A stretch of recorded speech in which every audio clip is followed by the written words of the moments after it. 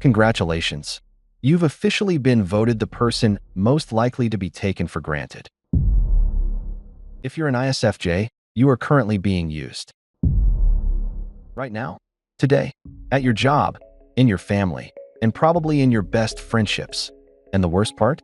You're the one holding the door open for the people stepping on you. You're basically the human equivalent of a welcome mat. Only you're the one who pays for the cleaning bill. You are the reliable one, the sweet one, the protector. But let's call it what it actually is. You are an emotional janitor.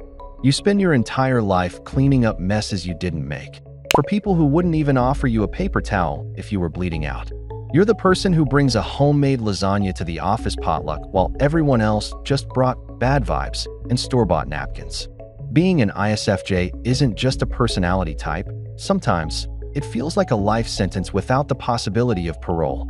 You're trapped in a cycle of remembering every birthday, every specific coffee preference, and every minor detail about everyone else, while realizing, with a gut-punching clarity, that almost no one knows a single deep thing about you. You're the foundation of every family, every office, and every friend group, but foundations are meant to be walked on. Today, we're pulling back the curtain on the defender archetype.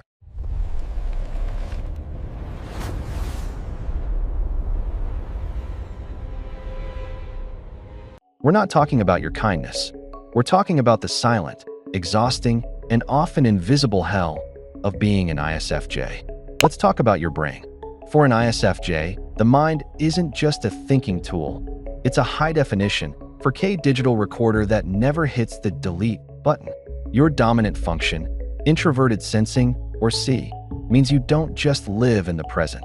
You live in a constant, overlapping loop of everything that has ever happened to you.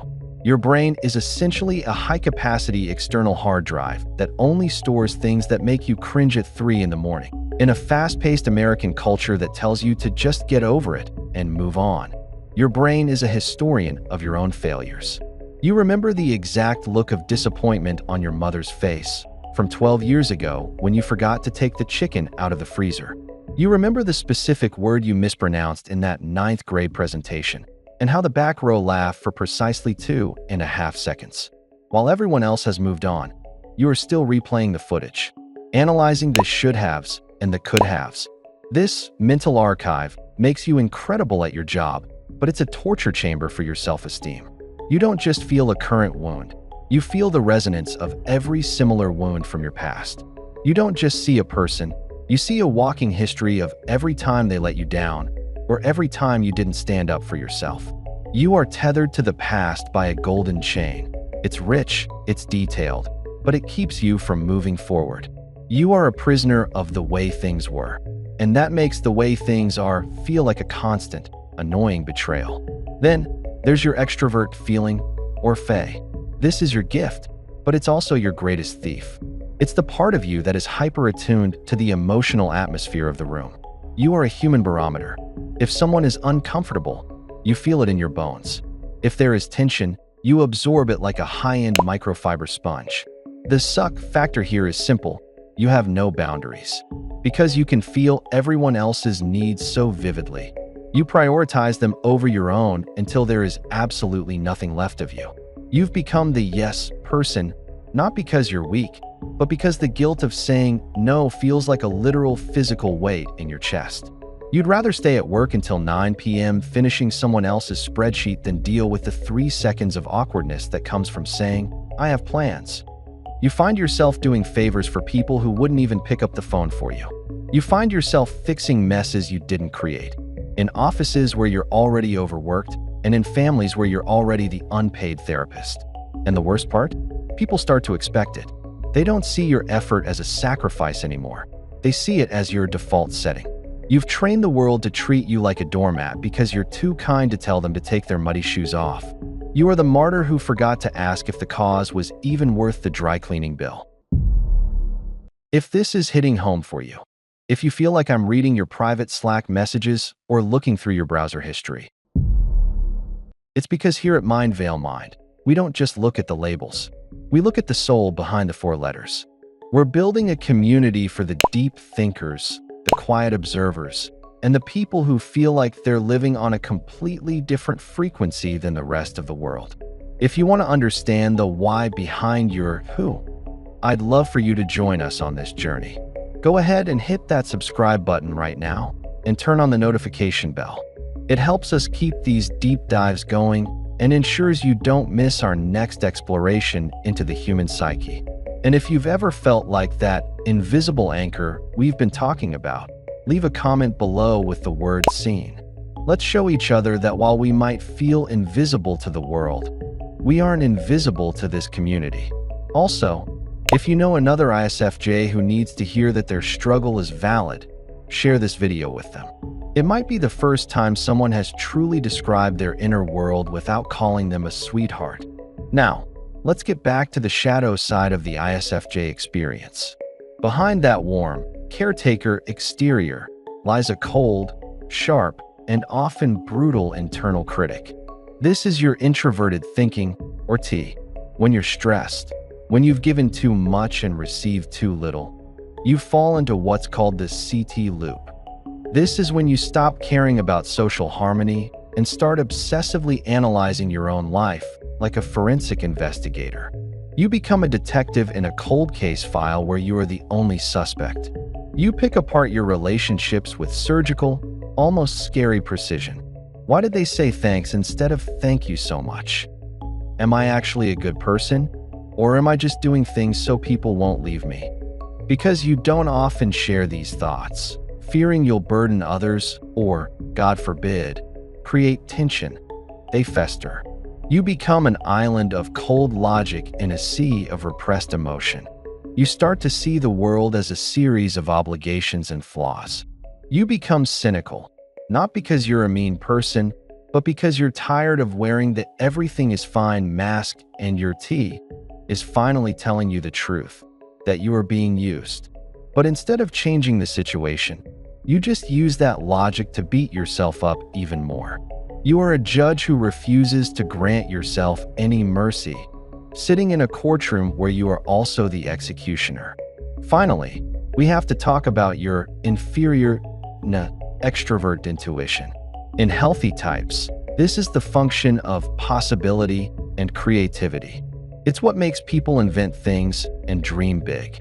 But in a stressed ISFJ, it is the what-if monster that lives in the basement of your mind and eats your peace of mind for breakfast. When things go wrong, your brain doesn't just see a problem, it sees a full-blown Michael Bay-style catastrophe. If your partner is 10 minutes late coming home, your brain doesn't think traffic or he stopped for gas. It thinks multi-car pileup. If your boss sends an email asking for a quick chat on a Friday afternoon, you don't think feedback or project update. You think, I'm being fired, I'll lose the house, and I'll be forced to live in a van down by the river.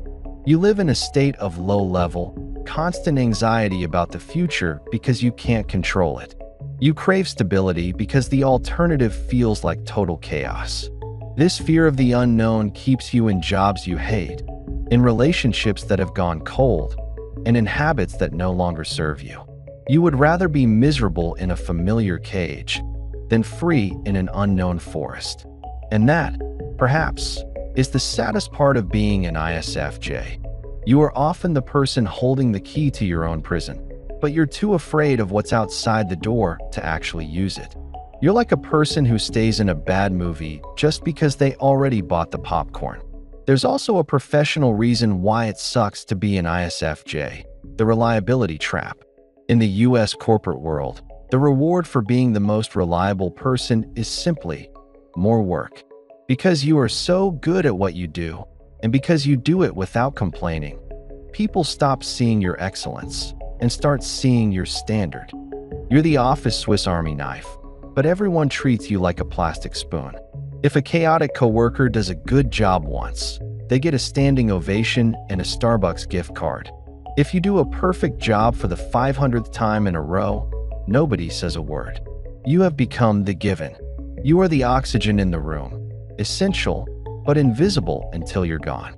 You're the one who fixes the printer, organizes the birthday cards, and catches the errors in the quarterly report, all while your coworkers are taking another 20-minute networking coffee break.